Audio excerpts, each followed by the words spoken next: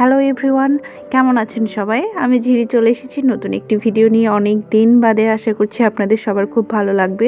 ভালো লাগলে অবশ্যই ভিডিওটিতে লাইক করে দিয়ে একটি কমেন্ট করে দেবেন এবং আপনার সুন্দর মতামত জানাবেন। আর যারা আমার চ্যানেলে নতুন ভিজিট করছেন তারা কিন্তু অবশ্যই চ্যানেলটিতে সাবস্ক্রাইব করে দিয়ে পাশে থাকবেন। তো আপনারা প্রথমে দেখেই বুঝতে পেরেছেন যে আমি কোনো গভীর অরণ্যে আছি। তো এটাই হলো শিলিগুড়ির বেঙ্গল সাফারি পার্ক। ওয়েস্ট বেঙ্গলে এরকম একটা পর্যটন এলাকায় যে সত্যি ভীষণ ভালো লেগেছে। তো সারাদিন আমরা ভীষণ মজা করেছি এবং অনেক জীবজন্তু দেখতে পেয়েছি, যদিও এগুলো টিকিট কেটে দেখতে হয়। তো আমরা গিয়েছিলাম 3 জন, সেক্ষেত্রে আমাদের 3 জনের যে টিকিট কাটতে হয়েছে ওখানে 3 বছরের নিচে কোনো বাচ্চাদের টিকিট কাটতে হয় না, কিন্তু 3 বছরের ওপরে সব মানুষেরই টিকিট কাটতে হয়। সেক্ষেত্রে আমরা সেদিন 3 জন ছিলাম। আমাদের এই সাফারিতে মানে জন্তুগুলো দেখার জন্য আমাদের আলাদা করে 200 করে নেওয়া হয়েছে, মোট 600 টাকা টিকিট কাটতে হয়েছে এবং সাফারিতে এন্ট্রি করার জন্য জনপ্রতি 50 করে নিয়েছে। মোটামুটি আমরা 750 টাকার একটা ভালো প্যাকেজ পেয়েছিলাম, যেখানে আমরা অনেক জন্তু দেখতে পেয়েছি। তার মধ্যে কিছুটা এখানে চিত্র ধারণ করা হয়েছে। আসলে আমরা সবাই জানি যে এইভাবে খোলামেলাভাবে বাঘ আমরা কখনোই দেখতে পারি না বা আসলে সাহসও পাই না। তো সেদিন আসলে এত ভালো লেগেছে আমার একটা বিষয় যে বাঘগুলো সুন্দর করে একদম নিজেদের মতো করে চলাফেরা করতেছিল। ওই মুহূর্তগুলো আসলেই সুন্দর ছিল।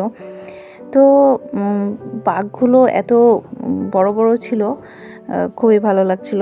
তারপরে বাঘ দেখার পরে আসলে এই যে হরিণগুলো দেখতে পাচ্ছেন আপনারা, এগুলো মানে অবাক চোখে তাকিয়ে আছে গাড়ির দিকে।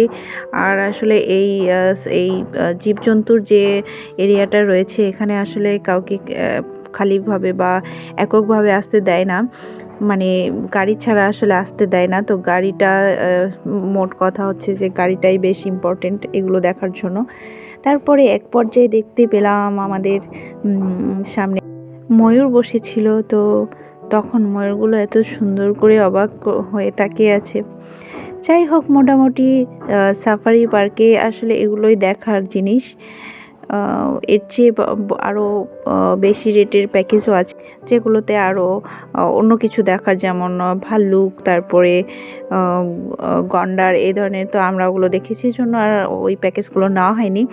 তো অল্প রেটের মধ্যে আপনারা চাইলে ঘুরে আসতে পারেন। পুরো আধা ঘন্টা থেকে 45 মিনিট আমরা ঘুরেছি এবং এছাড়াও এই জীবজন্তুর যে এরিয়াটা রয়েছে তার বাইরেও অনেক কিছু দেখার আছে।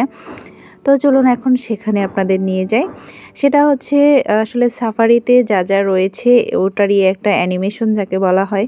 তো এটা একটা মানে পুরোই কালচারাল একটা জিনিস, যেখানে মানুষের তৈরি করেছে আর কি। এটাতে কোনো আসলে প্রাকৃতিক কিছু নাই। তো এখানে সাফারি পার্কের যা বৈশিষ্ট্য সেটাই এখানে তুলে ধরা হয়েছে।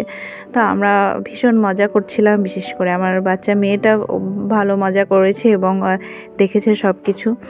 তো আজকের মতো এ পর্যন্তই। ভালো থাকবেন সবাই। ভিডিওটির সঙ্গে থাকার জন্য ধন্যবাদ।